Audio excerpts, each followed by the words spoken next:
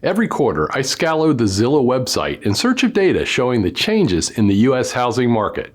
It's not my sole source of information, but Zillow does measure the housing market in a unique manner that provides great insight for those of us who really care about what is truly going on in housing. One of the hardest things about reporting on the U.S. housing market is finding reputable data sources that can give us what we need to properly evaluate current conditions.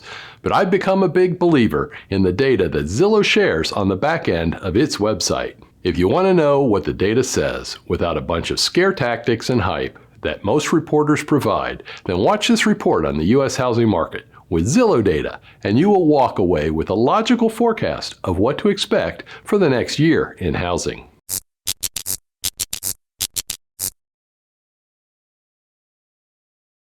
The first graph in today's Zillow Real Estate Update shows Zillow's estimated number of unique properties sold each month, which we use to determine whether demand is rising or falling. The blue bars measure the number of homes sold, while the yellow bars report the year-over-year change in sales. When the yellow bars rise above the horizontal axis, unit sales have grown. When the yellow bars fall below the horizontal axis, unit sales have declined. March home sales reveal that for 9 straight months, home sales have declined in the U.S. when compared to the same months in the year prior. This is non-seasonal information, as each month's change is a comparison of the same month in 2 consecutive years. For example, the number of homes sold in March 2022 was 17% lower than the number of homes sold in March 2021. With 9 straight months of declining U.S. home sales, does this absolutely mean that demand is falling? Historically, the answer would be a resounding yes. But I'm not so sure this is the full answer today. Let's take a look at a handful of other key metrics and then return to this important question. This graph plots the average 30-year fixed mortgage interest rate since 2016, and the most recent months show a definitive move to higher ground.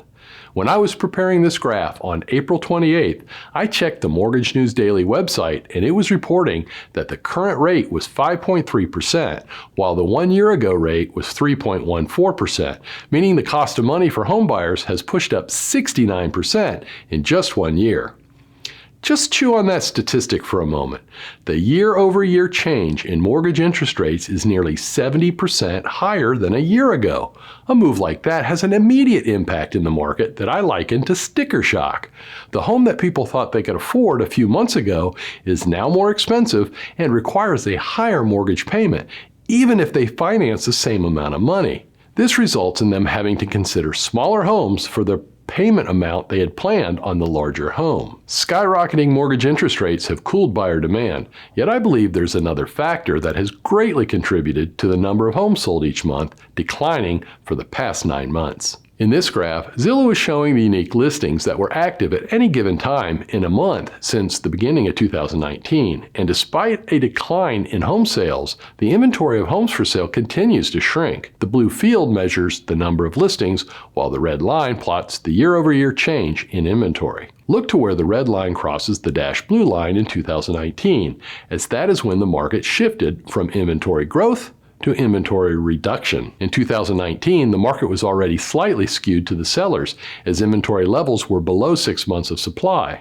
As time moved forward, the low level of supply got continually worse, and bidding wars among buyers became the norm. The peak of the market inventories were 600,000 plus homes too few, and home builder production has not yet stepped up to fill in the void, though there are signs that this might finally reverse in 2022 for a handful of markets, but not the U.S. housing market overall. I believe the historically low number of homes for sale has been a significant piece of the declining sales dilemma, as buyers have been trying to obtain loans before low mortgage interest rates go away forever. When you combine rising rates and declining inventories, it's no wonder that the number of home sales is falling. This is not the first time I've pointed out the double whammy of rising prices coupled with rising mortgage interest rates. Our longtime subscribers here have been watching this escalate. If you're not a subscriber, please click the thumbs up like button and subscribe now so that you get all of our new content when it is fresh. This will help you know what's going on. You'll see the data explained. We focus on the facts, not hype. Subscribe now. You'll be glad you did. This next graph plots the median price at which homes across the U.S. were listed and sold. The blue field in the graph shows the median list price, while the red line shows Zillow's estimate of the median home sales price during the same period of time. The blue field shows there's a seasonal pattern on the median list price, with prices starting low at the beginning of the year, moving higher during the summer, and then falling slightly towards the end of the year. The median sales price does not move in a similar manner. I believe this is showing us two things. First, home prices generally rise, so it makes sense that end-of-year asking prices are higher than beginning-of-the-year asking prices. Second, it shows that sellers who tried too high of an asking price earlier in the year ended up dropping their prices to get their home sold before the end of the year. Remember, a homeowner can ask any price they like, but to get sold, they have to meet the market at the right price.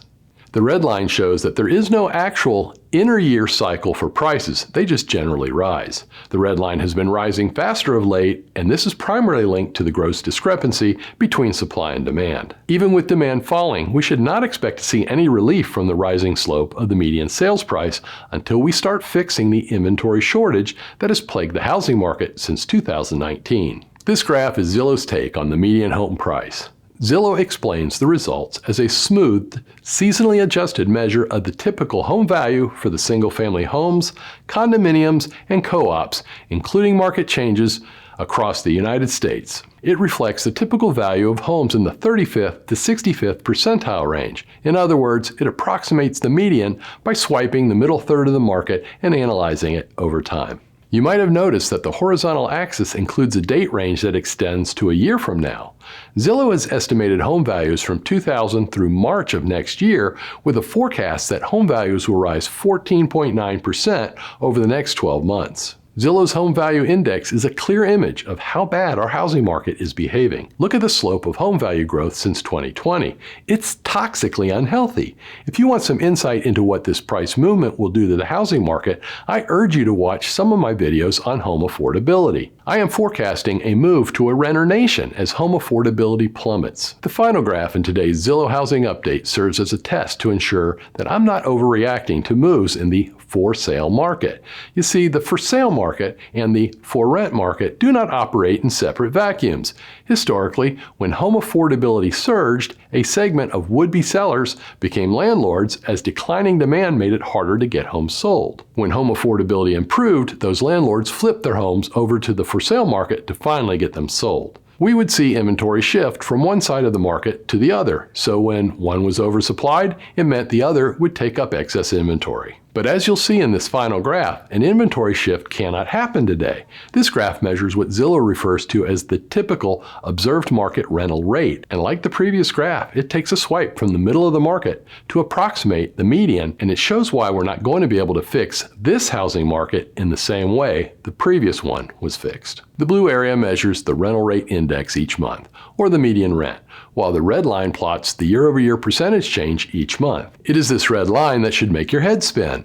As the inventory of homes for sale has declined, so too has the inventory of homes for rent. How do we know rental inventory is dropping without actually having a data set of rental unit supply? We can deduce this because rental rates are soaring. In March, the median rental rate of $1,904 was nearly 17% higher than the median rental rate of $1,630 recorded in March of 2021. Can you imagine if your monthly rent was increased from $1,630 to $1,904 per month? If the rate remains the same over the next year, that same median unit will rent for $2,224 per month, a rate hike of nearly $600 monthly in just 2 years. So here are the important lessons from this quarterly Zillow housing update.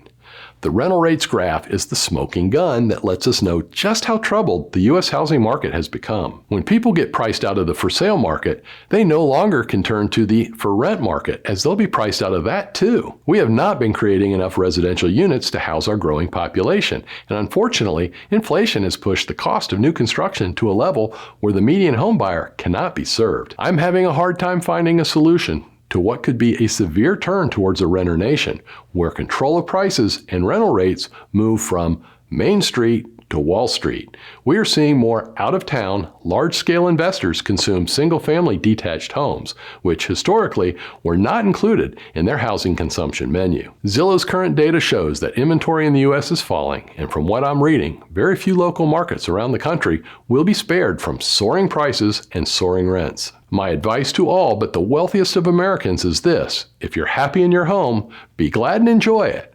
But if you're unhappy, you're running out of time to move into a home that you will both enjoy and be able to afford. Go secure a home before it's out of your reach for good. Have you been thinking about moving, but you're worried you'll sell your home and not be able to find a replacement? This is a common concern today. Well, we have a solution that has been making people very happy lately.